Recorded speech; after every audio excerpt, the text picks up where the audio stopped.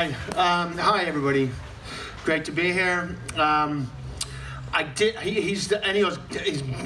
it now. I mean, I said I've memorized all of these sonnets. I have the book.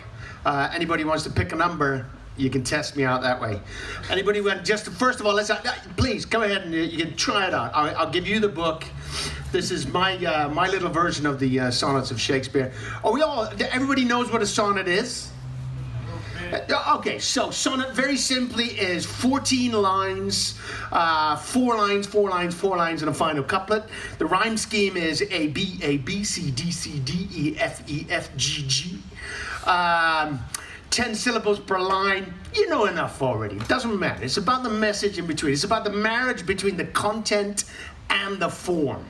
Okay? So I'll just do a sonnet quickly to kick it off. I'll do the most famous sonnet on the planet. Okay, here we go. Which one is it? Shall I compare thee to a summer's day? Thou art more lovely and more temperate. Rough winds do shake the darling buds of May, and summer's lease hath all too short a date.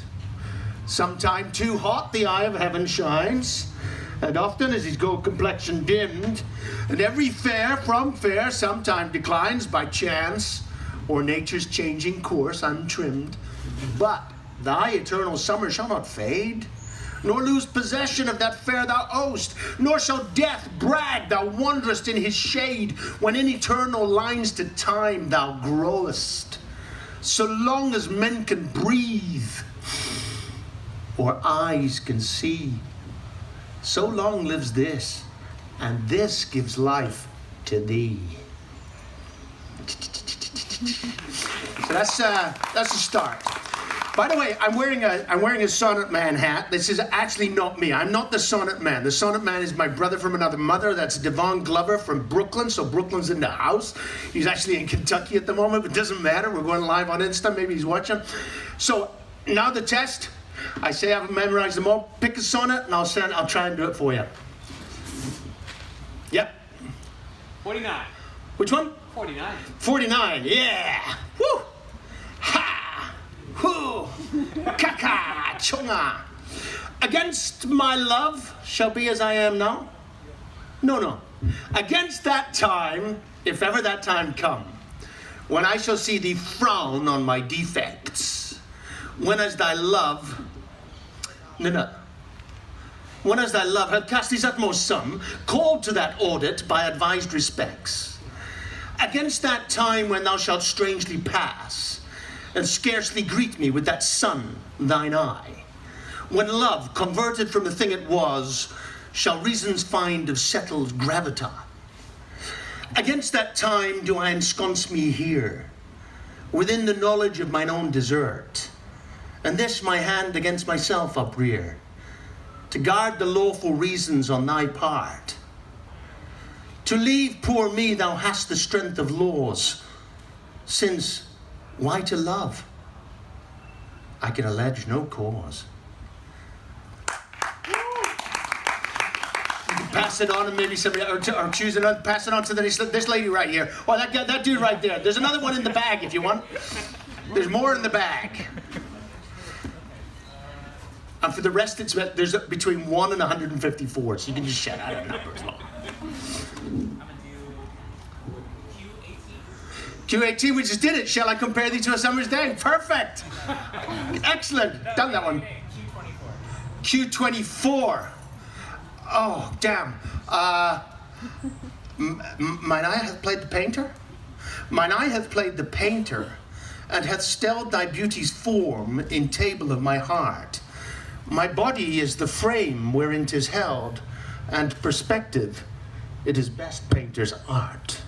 For through the painter must you see skill, to see where your true image pictured lies, which in my bosom shop is hanging still, that hath his windows glazed with thine eyes. Now see what good turns eyes for eyes have done. Mine eyes have drawn thy shape, and thine for me are windows to my breast, where through the sun delights to peep, to gaze therein on thee. Yet eyes this cunning want to grace their art. They draw but what they see, know not the heart. Okay, anybody else? Yes, sir. Year I was born, Q93. 93, wow. So shall I live? Yeah. Supposing thou art true, like a deceived husband. So love's face may still seem love to me, though altered new.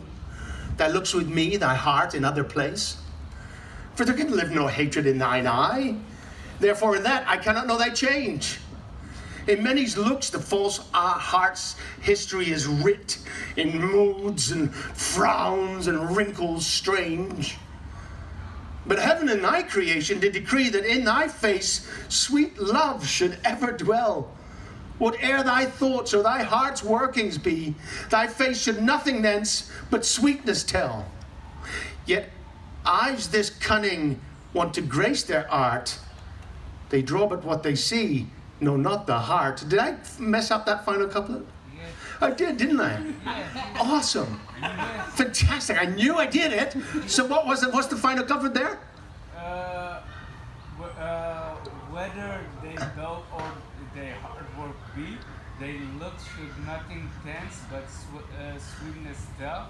How like Eve's apple. How like Eve's apple doth thy beauty grow, if thy sweet virtue answer not thy show. Of course it was that. Damn. Oh, no applause for that. I messed it up. I messed it up. Anybody else? She's got one. You got one ready? Q1. Q1. The first sonnet. From fairest creatures we desire increase, that thereby beauty's rose might never die. But as the riper should by time decrease, his tender air might bear his memory.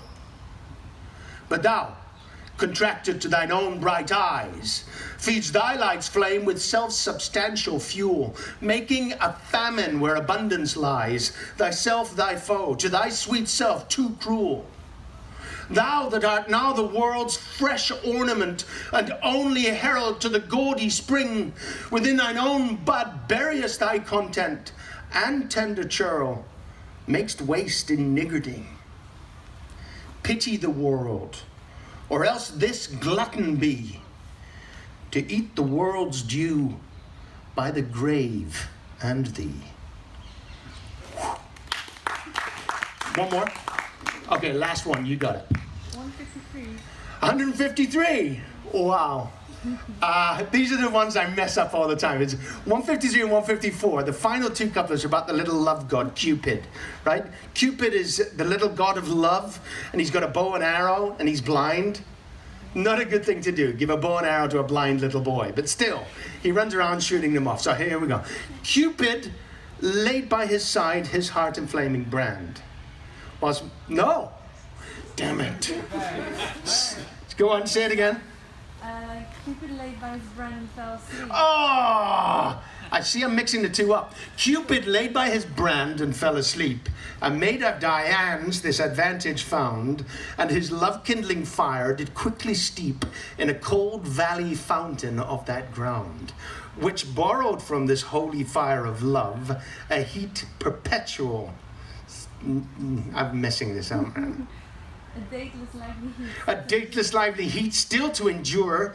Oh, damn it. And grew a sheep that which yet none proved. This is awesome. You guys do this now. Come on, you've got the books right there. I want you to join in. Okay, can I do one which is actually, I'm not going to do this anymore. I messed it up so badly. But I'd like to finish up really quickly with one final sonnet. This is my favorite sonnet, so I can't forget that one. It's sonnet number 81, for those that want to follow. 81. Okay, and it's because the final couplet just speaks to me. Or I shall live your epitaph to make, or you survive when I in earth am rotten. From hence your memory death cannot take, although in me each part will be forgotten. Your name from hence immortal life shall have, though I, once gone, to all the world must die. The earth can yield me but a common grave, when you entombed in men's eyes shall lie. Your monument shall be my gentle verse, which eyes not yet created shall o'erread, and tongues to be, your being shall rehearse. When all the breathers of this world are dead, you still shall live. Such virtue hath my pen, where breath most breathes, even in the mouths of men. Thank you.